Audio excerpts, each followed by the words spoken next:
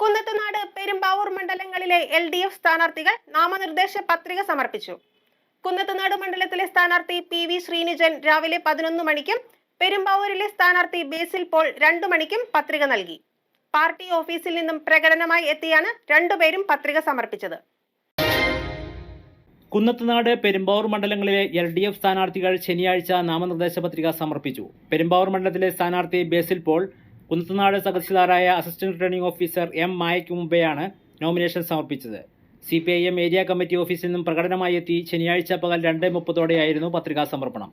CPIM ജില്ലാ committee അംഗം NC Mohanan, area secretary CM Abdul Kareem, KP Babu, Rajesh Kavungal, PK Rajeevan, Joy Joseph, PM Saleem, Ramesh Chand, MV Sebastian, KP Paily, Varghese Moolan, KP Rejimon, VM Junaid എന്നിവർ പങ്കെടുത്തു. ഓരോ ദിവസവും ചെല്ലുന്നതോറും കൂടുതൽ കരുത്താർജിച്ചാണ് പോയിട്ടുള്ളത്. എല്ലാ പ്രവർത്തനങ്ങളും വളരെ ശക്തമായി മുന്നോട്ട് പോകുന്നു. ഈ ഇടതുപക്ഷ ജനാധിപത്യ മുന്നണിയുടെ വിജയം നിശ്ചിതമാണ് എന്നുള്ള കാര്യത്തിൽ യാതൊരു സംശയമില്ല. കുന്നപ്പള്ളി ഫാക്ടർ എന്നുള്ളൊരു ഫാക്ടറല്ല, LDFിന് അനുകൂലമായൊരു തരംഗം ഇന്ന് പെരുമ്പാവൂരിലുണ്ട്. ഈ കോൺഗ്രസിലെ അവസ്ഥയെക്കുറിച്ച് ഞങ്ങൾക്ക് പോരാൻ ഉണ്ടായ സാഹചര്യത്തെക്കുറിച്ച് പ്രത്യേകിച്ച് പറയേണ്ട ആവശ്യമില്ല. അതെല്ലാം കഴിഞ്ഞ ദിവസം മാധ്യമങ്ങളിലും വാർത്തകളും എല്ലാം കണ്ടപ്പോൾ തന്നെ എല്ലാവർക്കും ബോധ്യപ്പെട്ടു. ഇതിൽ മനമെടുത്ത വേറെ ആളുകളുണ്ട്. ആ കോൺഗ്രസിനുള്ളിൽ പ്രവർത്തിക്കുന്ന നമുക്ക് മനസ്സിലാക്കുന്നുണ്ട്. ഇതിൻ്റെ എല്ലാം ഒരു പരിമിതികളാണ് കോൺഗ്രസ് ഉണ്ടാക്കിയിരിക്കുന്നത്. സഭയുടെ പിന്തുണ എല്ലാ സഭകളും നൽകുന്നുണ്ട്. പ്രത്യേകിച്ച് സഭ എന്നില്ല, എല്ലാ സഭകളും ഒരു കൂട്ടായി പ്രവർത്തന സഹായിക്കുന്നുണ്ട്. കുന്നത്തുനാട് മണ്ഡലത്തിലെ LDF സ്ഥാനാർത്ഥിയായ PV ശ്രീനിജൻ സിവിൽ സ്റ്റേഷനിലെ assistant returning officer Srinivas M പത്രിക നൽകി.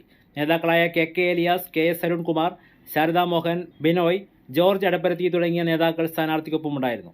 LDF കേരള കോൺഗ്രസ് മാണി ഗ്രൂപ്പ് പ്രവർത്തകരുടെ അകമ്പടിയും സ്ഥാനാർത്ഥികളുടെ നാമനിർദ്ദേശ പത്രികാ സമർപ്പണം ആവേശകരമാക്കി. ഞാൻ ഇന്ന് LDFിൻ്റെ സ്ഥാനാർത്ഥിയായിട്ട് നോമിനേഷൻ കൊടുത്തിരിക്കുകയാണ്.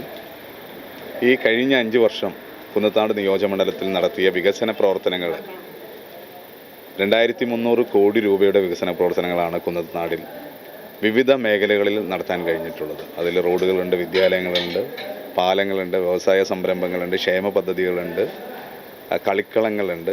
അങ്ങനെ എണ്ണിയാലൊടുങ്ങാത്ത വികസന പദ്ധതികൾ നടപ്പിലാക്കി എന്ന ആത്മവിശ്വാസത്തോടു കൂടിയാണ് വോട്ടർമാരെ കാണുന്നത്. സ്വാഭാവികമായിട്ടും ആ ആത്മവിശ്വാസം ജനങ്ങളുടെ അടുത്ത് ചെല്ലുമ്പോൾ അവർ നമുക്ക് നല്ല സ്വീകാര്യത തരുന്നുണ്ട്.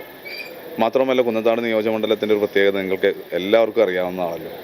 അപ്പോൾ അത്തരം വർഗീയ രാഷ്ട്രീയവും കോർപ്പറേറ്റ് രാഷ്ട്രീയവും ഒരുമിച്ച് നിൽക്കുമ്പോൾ അതിൽ കൃത്യമായിട്ടുള്ള വികസന കാഴ്ചപ്പാടുകളോട് കൂടിയാണ് LDF ഈ തെരഞ്ഞെടുപ്പിനെ നേരിടുന്നത്. ഒരു 3ാം LDF സർക്കാർ വരുമെന്ന കാര്യത്തിൽ യാതൊരു സംശയവുമില്ല. കേരളത്തിലുടനീളം ഞങ്ങൾ മുന്നോട്ട് വെച്ച വികസന പ്രവർത്തനങ്ങൾ വലിയ സ്വീകാര്യതയാണ് ജനങ്ങളുടെ ഇടയിൽ ഇപ്പോൾ ലഭിക്കുന്നത്.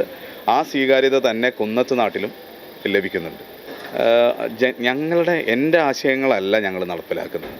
ഞങ്ങൾ ഈ കഴിഞ്ഞ 5 വർഷക്കാലം ജനങ്ങളുടെ ഇടയിൽ പ്രവർത്തിക്കുമ്പോൾ അവർ നൽകുന്ന നിർദ്ദേശങ്ങളും അവർ നൽകുന്ന നിവേദനങ്ങളും അവർ തന്ന വികസന കാഴ്ചപ്പാടുകളുമാണ് ഞങ്ങളുടെ സർക്കാർ, LDF സർക്കാർ ഈ നാട്ടിൽ നടപ്പിലാക്കിയത്. അതിന് നേതൃത്വപരമായിട്ടുള്ള പങ്ക് മാത്രമാണ് ജനപ്രതിനിധി എന്നുള്ള നിലയിൽ ഞാൻ വഹിച്ചിട്ടുള്ളത്. സ്വാഭാവികമായിട്ടും ഈ മണ്ഡലത്തിലെ വികസന പ്രവർത്തനങ്ങൾ ജനങ്ങളുടെ ആവശ്യങ്ങളായിരുന്നു. കഴിഞ്ഞ 10 വർഷക്കാലം എന്ന് പറഞ്ഞു കഴിഞ്ഞാൽ 2021 മുമ്പുള്ള 10 വർഷക്കാലം കുന്നത്തുനാടിനെ സംബന്ധിച്ച് യാതൊരു വികസന പ്രവർത്തനങ്ങളും നടക്കാതെ പോയ 10 വർഷങ്ങളാണ്. ഈ 2021 മുമ്പുള്ള കുന്നത്തുനാടും 2021 ശേഷമുള്ള കുന്നത്തുനാടും ജനങ്ങൾ വിലയിരുത്തുന്നുണ്ട്. ആ വിലയിരുത്തുമ്പോൾ അത് LDF സ്ഥാനാർത്ഥി എന്നുള്ള നിലക്ക് എനിക്ക് മികച്ച വിജയം നേടിത്തരുന്നതിന് സഹായകരമാവും.